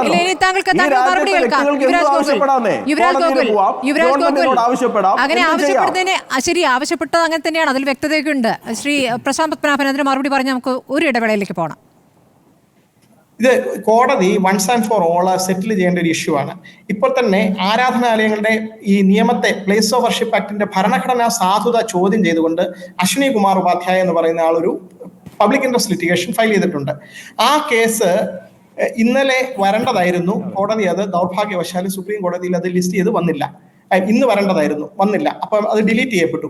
ഈ ഒരു കേസിൽ സുപ്രീം കോടതി പറയണം, ഇങ്ങനെയുള്ള ഒരു കേസും ഇന്ത്യ മഹാരാജ്യത്ത് ഒരിടത്തും എന്റർടൈൻ ചെയ്യാൻ പാടില്ല. ഈ നിയമത്തിന്റെ അന്തസ്സത്ത എന്ന് പറയുന്നത് ഇങ്ങനെയുള്ള ഇഷ്യൂസ് വീണ്ടും ഉണ്ടാകാതിരിക്കാനാണ്. അയോധ്യ ബാബറി മസ്ജിദ് പോലുള്ള ഇഷ്യൂസ് പിന്നെയും ഉണ്ടാകാതിരിക്കാൻ, കമ്മ്യൂണൽ ഹാർമണി മെയിൻറ്റെയിൻ ചെയ്യാൻ, പഴയ അൺപ്ലസന്റ് ഫാക്ട്സ് തേടി പഠിച്ച് അത് ഒരു സ്പർദ്ധയിലേക്ക് പോകാതിരിക്കാൻ വേണ്ടിയാണ് ഈ ഒരു നിയമം ഉണ്ടാക്കിയത്. എവിടെയെങ്കിലും ഒരു ഫുൾ സ്റ്റോപ്പ് വേണം. സ്വാതന്ത്ര്യം കിട്ടിയ ദിവസം എന്തായിരുന്നു സ്ഥിതി, ആ സ്ഥിതി തുടരണമെന്നാണ് ഈ നിയമത്തിന്റെ അന്തസ്സത്ത. അതിന് വിരുദ്ധമായിട്ടുള്ള എല്ലാ സർവേയും എല്ലാ സൂട്ടും ബാക്കി എല്ലാ എന്തിന് സർവേ എന്നൊരു ചോദ്യം കൂടി അവിടെ നിൽക്കുകയാണ്. എന്തിന് സർവേക്ക് അനുവാദം നൽകുന്നു എന്ന ചോദ്യം അവിടെ നിൽക്കുകയാണ്. അവിടെയാണ് ചീഫ് ജസ്റ്റിസ് ആയിരുന്ന ചന്ദ്രചൂഡ് എന്തിന് അങ്ങനെയുള്ള ഒരു ഉത്തരവ് നൽകി, ഇങ്ങനെയുള്ള പരാമർശം നടത്തിയെന്ന ചോദ്യം ഇപ്പോൾ വരുന്ന തുടർ ഹർജികളിൽ മേലുള്ള ഒരു സംശയം ഉണ്ടാക്കുന്നത്. ഞാൻ ഇടവേളയിലേക്ക് പോകുന്നതിന് മുമ്പ് യുവരാജ് ഗോകുൽ നേരത്തെ ചോദിച്ച സംശയം, യു പിയിലെ 12ാം ക്ലാസ് NCERTയുടെ നോട്ട്ബുക്ക് ടെക്സ്റ്റ് ബുക്കാണ്. അതിൽ 16, 17 നൂറ്റാണ്ടുകളിലെ മുഗൾ ഭരണത്തെക്കുറിച്ചും രാജാക്കന്മാരെയും കുറിച്ചുള്ള കാര്യങ്ങൾ, പാഠഭാഗങ്ങൾ ഒഴിവാക്കിയിരിക്കുന്നു കേട്ടോ. അങ്ങനെ പല ഒഴിവാക്കലുകളും നമ്മൾ പലതവണ ചർച്ച ചെയ്തതാണല്ലോ. ഇടവേളയിലേക്ക് അത് പ്ലസ് 1 പഠിപ്പിക്കുന്നത് കൊണ്ടാണ് ഒഴിവാക്കിയത്. 2 വർഷത്തിലും ഒരേപോലെ പഠിപ്പിക്കേണ്ട കാര്യമില്ലാത്തതുകൊണ്ടാണ് ഒഴിവാക്കിയത്. ശരി ശരി, ഓക്കെ. ഡോക്ടർ വി ശിവദാസൻ, ഇനിയിപ്പോൾ പ്രതിപക്ഷത്തെ ഒരു നേതാക്കൾക്കും അങ്ങോട്ടേക്ക് പ്രവേശനമില്ല. 10-ാം തീയതി വരെ അവിടെ നിരോധനാജ്ഞയാണ് എന്ന് പറയുകയാണ്. അപ്പോൾ ഇനി പ്രതിപക്ഷം ഈ സംഭൽ വിഷയം ഇനി എങ്ങനെയാണ് ഏറ്റെടുക്കാൻ പോകുന്നത്? അവിടെ നഷ്ടപ്പെട്ടവരുടെ പ്രതികരണം പോലും എടുക്കാൻ നിങ്ങൾക്ക് സാധ്യമാകാത്തൊരു സാഹചര്യമുണ്ട്. ഇനി പാർലമെന്റിലെ കാര്യം പറയുകയാണെങ്കിൽ, പാർലമെന്റിൽ ഒറ്റയ്ക്ക് പ്രതികരിക്കാൻ സമാജ്വാദി പാർട്ടി തീരുമാനിക്കുന്നു. ആ പ്രതികരണത്തിന് അവിടെ ലോക്സഭാ സ്പീക്കർ അനുമതി നൽകുകയും ചെയ്തു. ഒറ്റയ്ക്കൊറ്റയ്ക്ക് പിന്നീട് കോൺഗ്രസ് അങ്ങോട്ടേക്ക് പോകുന്നു. ഒരുമിച്ചുള്ള നീക്കം ഇനി പൂർണ്ണമായും തടസ്സപ്പെടുകയാണ്. പല വിഷയങ്ങളിലെ ഭിന്നത ഇതിനകം പുറത്തു വന്നു കഴിഞ്ഞിരിക്കുകയാണ്. 28 പാർട്ടികളാണ്. നിങ്ങൾ ഒരു മുന്നണി എന്ന രീതിയിലല്ല, ഒരു ബ്ലോക്ക് എന്ന നിലയിലാണെന്നൊക്കെ വിശദീകരിക്കാം. പക്ഷേ ഒന്നിച്ച് നിന്നപ്പോഴാണ് നിങ്ങൾക്ക് നേട്ടമുണ്ടായിട്ടുള്ളത് എന്ന യാഥാർത്ഥ്യം കൂടി അവിടെ നിൽക്കുന്നു. ഇത്ര ഗുരുതരമായ വിഷയത്തിൽ ഒരുമിച്ച് നിൽക്കാൻ കഴിയുന്നില്ലെങ്കിൽ പിന്നെ എപ്പോഴാണ്? 28 പാർട്ടികൾക്ക് 28 അഭിപ്രായം എന്നുള്ളത് അത്ഭുതപ്പെടേണ്ടതില്ല എന്നുള്ളത് ആദ്യം ഓർമ്മപ്പെടുത്തുകയാണ്. പക്ഷേ ഇവിടെ എല്ലാവരെയും യോജിപ്പിക്കാൻ പറ്റുന്ന ഒരു കണ്ണി വർഗീയതക്കെതിരായിട്ടുള്ള നിലപാടുമായി ചേർത്ത് വെച്ചാണ് കാണേണ്ടത്.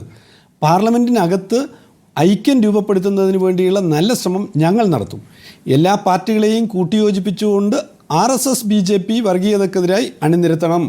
അത് ഇന്ത്യയെ രക്ഷിക്കാനുള്ള ഇന്നത്തെ സുപ്രധാനമായിട്ടുള്ള പ്രവർത്തനമാണ്. അതിൽ പലരുമായിട്ട് ഞങ്ങൾ കൈകോർക്കാൻ തന്നെയാണ് ഞങ്ങളുടെ തീരുമാനം.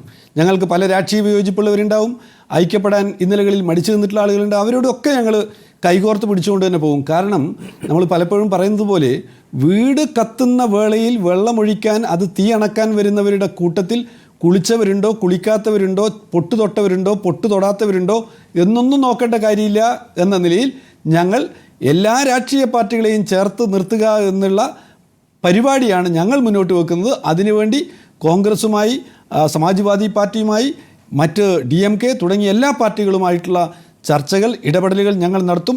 എൻ്റെ ഉറച്ച വിശ്വാസം പാർലമെൻറ്റിനകത്ത് ഐക്യത്തോടു കൂടിയുള്ള പ്രതികരണം RSSനും BJPക്കും എതിരായിട്ട് ഇന്ത്യ ബ്ലോക്കിൻ്റെതായിട്ട് രൂപപ്പെടുത്താൻ കഴിയും എന്നുള്ള ഉറച്ച വിശ്വാസമാണിത് ഞങ്ങൾക്കുള്ളത്. RSS ഈ ചർച്ചയെ BJPയും ചേർന്ന് ഇതിനെ മറ്റ് നിലയിലേക്കൊക്കെ കൊണ്ടുപോകുന്നതിനൊക്കെ ആഗ്രഹിക്കുന്നുണ്ട്. വളരെ ബുദ്ധിപൂർവ്വമാണ് അവർ കാര്യങ്ങൾ നീക്കുന്നത്. നിയമത്തിൻ്റെ നൂലാമാലകളെക്കുറിച്ച് അവർ ചർച്ച ചെയ്യുന്നു. ക്ഷേത്രത്തിൻ്റെ ഈ പള്ളിയുടെ അടിയിൽ പോയി കഴിഞ്ഞാൽ വേറെ പല കാഴ്ചകളും കാണാമെന്നൊക്കെ ഇവർ പറയുന്നു. ചരിത്രത്തെ വളച്ചൊടിക്കാൻ നോക്കുകയാണ്. ചരിത്രത്തെ എങ്ങനെയാണ് വളച്ചൊടിക്കുന്നത് എന്നുള്ളതിൻ്റെ ഉദാഹരണങ്ങൾ നമ്മുടെ മുമ്പിൽ ഒരുപാടുണ്ടല്ലോ. ഇന്നലകളിൽ ക്ഷേത്രങ്ങൾ ഹിന്ദു രാജാക്കന്മാർ തന്നെ കൊള്ളയടിച്ചിട്ടുണ്ട്, മുസ്ലിം രാജാക്കന്മാർ പള്ളികൾ കൊള്ളയടിച്ചിട്ടുണ്ട്. അപ്പോൾ പള്ളികൾ കൊള്ളയടിച്ച മുസ്ലിം രാജാക്കന്മാരെയും ക്ഷേത്രങ്ങൾ കൊള്ളയടിച്ച ഹിന്ദു രാജാക്കന്മാരെയും ഒക്കെ കാണാൻ കഴിഞ്ഞിട്ടുള്ള ഒരു രാജ്യത്തിൻ്റെ പേരാണ് ഇന്ത്യ. ഇപ്പോൾ നമ്മുടെ തമിഴ്നാട്ടിലുള്ള വാതാപി ഗണപതി ക്ഷേത്രം, വാതാപി എവിടെ നിന്നാണ് വന്നിട്ടുള്ളത്? കർണാടകത്തിൽ നിന്നാണ്. എങ്ങനെയാണ് ചാലൂക്യരുടെ ആ ടെമ്പിൾ, അതിലെ വിഗ്രഹം എങ്ങനെയാണ് തമിഴ്നാട്ടിൽ എത്തിയിട്ടുള്ളത്? അത് പിന്നീട് നമ്മുടെ പല്ലവന്മാർ അവിടുന്ന് എടുത്തിട്ടാണല്ലോ ഇങ്ങോട്ട് നാഗപട്ടണത്തേക്ക് വാതാപി ഗണപതിയെ എത്തിക്കുന്നത്. അപ്പം കർണാടകത്തിലെ വാതാപി തമിഴ്നാട്ടിൽ നാഗപട്ടണത്തെത്തിയത് ചരിത്രത്തിൻ്റെ ഭാഗമാണ്. ആ വാതാപി ഗണപതിയെ ഇപ്പോൾ എടുത്തിട്ട് നാഗപട്ടണത്തിൽ നിന്ന് എടുത്തിട്ട് കർണാടകത്തിലേക്ക് കൊണ്ടുപോകണം എന്ന് പറഞ്ഞിട്ട് ഒരു പ്രക്ഷോഭം നടത്തേണ്ടുന്ന വല്ല കാര്യമുണ്ടോ? അതൊക്കെ ചരിത്രത്തിൻ്റെ ഭാഗമായി അതിനെ കാണാനുള്ള മാനസികമായ വളർച്ച ഉണ്ടാവുക എന്നുള്ളതാണ് ഓരോ ഇന്ത്യൻ പൗരനും ഉണ്ടാവേണ്ടുന്ന കാര്യം, മനുഷ്യനുണ്ടാവേണ്ടുന്ന കാര്യം. RSSും BJPയും മാനുഷിക ഗുണങ്ങളുള്ളവരുടെ പാർട്ടി അല്ല എന്നുള്ളത് നമുക്കറിയാവുന്ന കാര്യമാണ്. വിദ്വേഷത്തിൻ്റെ രാഷ്ട്രീയമാണ് അവർ പ്രചരിപ്പിച്ചുകൊണ്ടേയിരിക്കുന്നത്. പാഠപുസ്തകങ്ങൾ തിരുത്തിയതിനെ കുറിച്ച് ഇവിടെ പറഞ്ഞു. ഗാന്ധി ഘാതകനായ ഗോഡ്സെയുടെ ആ കൊടും ക്രൂരതയെ ഒന്ന് പെയിന്റ് അടിച്ച് അവതരിപ്പിക്കാൻ വേണ്ടി നോക്കിയിട്ടുള്ള ആളുകളുടെ പാർട്ടിയാണ് BJP. മുഗൾ ചരിത്രം, ഗാന്ധിവധം, മൗലാന അബ്ദുൽ കലാമിനെ കുറിച്ചുള്ള പരാമർശങ്ങൾ, RSS നിരോധനം അങ്ങനെയൊക്കെ ഒഴിവാക്കിയത് 11ാം ക്ലാസ് പഠിപ്പിച്ചുകൊണ്ടല്ല. ആ ഒരു വിഷയം കൂടിയുണ്ട്. ശ്രീ മോഹൻ വർഗീസ്, ഇപ്പോൾ പാർലമെന്റിലായാലും പുറത്തായാലും ഇന്ത്യ മുന്നണി ഒരുമിച്ച് കൊണ്ടുപോകുന്നതിൽ തന്ത്രപരമായ വീഴ്ച കോൺഗ്രസിന് സംഭവിക്കുന്നുണ്ടോ എന്നാണ് പ്രധാനപ്പെട്ട ചോദ്യം. ഈ സംഭൽ വിഷയം ആദ്യം ആ രൂപത്തിൽ ഏറ്റെടുക്കാൻ എന്തുകൊണ്ടാണ് കോൺഗ്രസിന് കഴിയാതിരുന്നത്? സമാജ്വാദി പാർട്ടിക്കാകട്ടെ ആ സമയത്ത് പറയേണ്ടി വന്നു, അദാനി വിഷയമല്ല, 4 പേർ അവിടെ മരിച്ചു വീണതാണ് ഞങ്ങളുടെ പ്രധാന വിഷയമെന്ന് പറയുന്നു. ഇന്നിപ്പോൾ രാഹുൽ ഗാന്ധി പോകുമ്പോൾ അതൊരു ഫോട്ടോഷൂട്ട് യാത്രയാണ് എന്ന് പറയുന്നത് സമാജ്വാദി പാർട്ടിയുടെ MP ആണ്. കട്ടായല്ലോ. അത് ഇന്ത്യ കെട്ടുറപ്പ് വളരെ വലിയ ഒരു ദുർബല അവസ്ഥയിൽ ഇപ്പോൾ നിൽക്കുകയാണ്. ഇന്ത്യ മുന്നണിയെ സംബന്ധിച്ചിടത്തോളം എല്ലാ കക്ഷികളും പല വഴി അവരുടെ സ്വാഭാവിക താല്പര്യമനുസരിച്ച് തമിഴ്നാട്ടിലെ DMK ഇപ്പോൾ അവിടുത്തെ പ്രകൃതിക്ഷോഭവുമായി ബന്ധപ്പെട്ട വിഷയം ഉന്നയിക്കാൻ അനുമതി ലഭിച്ചിരിക്കുന്നു. തൃണമൂൽ കോൺഗ്രസിന് ബംഗ്ലാദേശിലെ വിഷയം, അതാണ് തൃണമൂലിന്റെ താല്പര്യ മേഖല. സംഭാൽ വിഷയത്തിൽ സമാജ്വാദി പാർട്ടി അഭിപ്രായം ഉന്നയിക്കുന്നു. അവരെല്ലാം ഒരുമിച്ചെടുത്തുകൊണ്ട് കോൺഗ്രസ് പാർട്ടിക്കും രാഹുൽ ഗാന്ധിക്കും പ്രത്യേക താല്പര്യമുള്ള അദാനി വിഷയത്തിൽ ഡിബേറ്റ് അനുവദിക്കാതിരിക്കുക വഴി ഇന്ത്യ മുന്നണിയിലെ കക്ഷികളെ ചന്നം ഭിന്നം ചിതറിക്കാൻ BJPയുടെ തന്ത്രത്തിന് അല്ലെങ്കിൽ ദേശീയ ജനാധിപത്യ മുന്നണിയുടെ തന്ത്രത്തിന് അനുമതി ലഭിച്ചിരിക്കുകയാണ്. അപ്പൊ ആ ഒരു സിറ്റുവേഷൻ നേരിടണമെങ്കിൽ, പ്രത്യേകിച്ച് ഇപ്പൊ നമ്മുടെ വിഷയം സംഭാൽ വിഷയത്തിലെ കാര്യമാണല്ലോ, അവിടെ കോൺഗ്രസിന് സമാജ്വാദി പാർട്ടിയുടെ ലൈൻ എടുക്കേണ്ടി വന്നു എന്നതുകൊണ്ടാണ് ഒരുപക്ഷെ ഇപ്പോൾ രാഹുൽ ഗാന്ധിയും പ്രിയങ്ക ഗാന്ധിയും ഗെല്ലി വേണുഗോപാലും ഒക്കെ ഉത്തർപ്രദേശ് ലക്ഷ്യമാക്കി യാത്ര ചെയ്തതും അവരെ വഴിയിൽ തടഞ്ഞതും. അതുകൊണ്ട് ഉത്തർപ്രദേശിലെ മുസ്ലിം സമുദായത്തിന്റെ ഏതാണ്ട് പൂർണ്ണമായ അവകാശി കോൺഗ്രസ് ആണോ അതോ സമാജ്വാദി പാർട്ടിയാണോ അതോ വിഭജിച്ചെടുക്കാമോ എന്നൊരു തർക്കം ഇന്ത്യ മുന്നണിക്ക് ഉള്ളിൽ രൂപപ്പെടണമെന്ന ആഗ്രഹം ഒരുപക്ഷെ ഭാരതീയ ജനതാ പാർട്ടിക്കുണ്ട്. അത് വളരെ വിജയകരമായി അവർ നിർവഹിക്കുകയും ചെയ്തു. ഈ വിഷയത്തിൽ ഒരിക്കൽ വളരെ ദൗർഭാഗ്യകരമാണ് ഇന്ത്യ മുന്നണിയുടെ ഒരു കെട്ടുറപ്പിന് ഏറ്റവും അധികം വെല്ലുവിളി വന്നിരിക്കുന്നത് ഒരു പക്ഷേ സംഭാൽ വിഷയമാണ്. യഥാർത്ഥത്തിൽ എല്ലാ ഇന്ത്യ മുന്നണിയിലെ എല്ലാ കക്ഷികൾക്കും ഒരേ അഭിപ്രായമാണ്. പക്ഷേ അവരുടെ പ്രയോറിറ്റി നിശ്ചയിക്കുന്നതിൽ ശ്രീ രാഹുൽ ഗാന്ധിയുടെ പ്രയോറിറ്റി ഇപ്പോൾ അദാനി വിഷയം പാർലമെന്റിൽ ചർച്ച ചെയ്യണം എന്നായതായപ്പോൾ യഥാർത്ഥത്തിൽ സമാജ്വാദി പാർട്ടിയുടെ ഒരു അജണ്ട അവിടെ നടപ്പാവുകയാണ്. തങ്ങൾ മുസ്ലിങ്ങളുടെ ഏക സംരക്ഷകരായി വരികയാണ്. തങ്ങളുടെ വോട്ട് ബാങ്കിനെ യുപിയിൽ കോൺഗ്രസിന് ചില മണ്ഡലങ്ങളിൽ കിട്ടുന്ന സ്വീകാര്യതയിൽ ആശങ്കയുണ്ട് എന്നൊരു വിഷയം കൂടി അവിടെ ഉണ്ടല്ലോ. തീർച്ചയായിട്ടും അത് ആശങ്കയുണ്ട്. സമാജ്വാദി പാർട്ടിക്ക് കടുത്ത ആശങ്കയുണ്ട്. കാരണം ദേശീയ തലത്തിൽ BJP എതിർക്കാൻ നല്ലത് കോൺഗ്രസ് ആണ്. അപ്പൊ ലോക്സഭാ തെരഞ്ഞെടുപ്പിൽ കോൺഗ്രസിന് ഒരു റോൾ ഉണ്ട് എന്ന് തന്നെയാണ് ഉത്തർപ്രദേശിൽ നിന്ന് കിട്ടുന്ന സൂചനകൾ. യഥാർത്ഥത്തിൽ രാഹുൽ ഗാന്ധിയും അഖിലേഷ് യാദവും ഒരുമിച്ച് വന്ന യോഗങ്ങളിൽ വന്ന വൻ ജനപങ്കാളിത്തം യഥാർത്ഥത്തിൽ ആ ഒരു നാച്ചുറൽ അലയൻസിനെ ജനം ഇത്തവണ അംഗീകരിച്ചു എന്നതാണ്. പക്ഷെ ഇവർ വിഘടിച്ചു നിൽക്കുമ്പോൾ തിരിച്ചറിഞ്ഞു മുന്നോട്ട് പോയില്ലെങ്കിൽ അവർക്ക് തന്നെയാണ് അപകടം. അവസാനമായി അവസാനമായി ശ്രീ പ്രശാന്ത് പത്മനാഭൻ, സർവേ നടത്തട്ടെ, സർവേ നടത്തിയാൽ എന്താണ് കുഴപ്പം എന്നുള്ളതാണല്ലോ പ്രധാനപ്പെട്ട ചോദ്യം. അതിൽ നിൽക്കുമോ? ഒരിക്കലുമില്ല. കാരണം കോടതികൾ ഒരിക്കലും ഒരു അക്കാഡമിക് എക്സസൈസ് അല്ല ചെയ്യുന്നത്. കോടതി നിയമം നടപ്പാക്കാൻ ബാധ്യസ്ഥതയുള്ള ഭരണഘടനാ സ്ഥാപനമാണ്. സർവേ നടത്തിയിട്ട് അതിന്റെ നേച്ചർ മാറ്റാൻ കഴിയുമെങ്കിൽ മാത്രമേ അങ്ങനെ ഒരു സർവേ നടത്തുന്നതിൽ അർത്ഥമുള്ളൂ.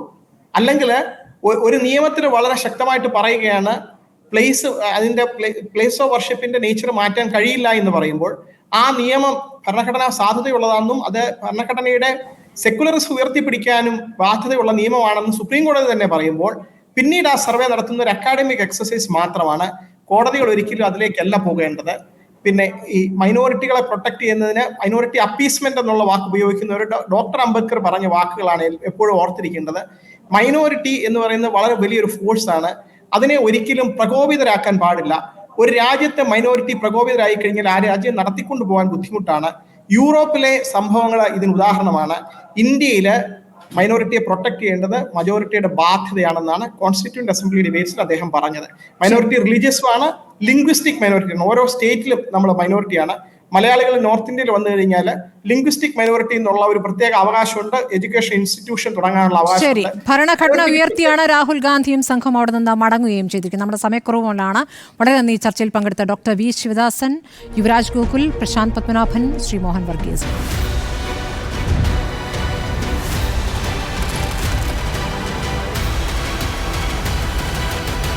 Debate with Smriti Paruthikad.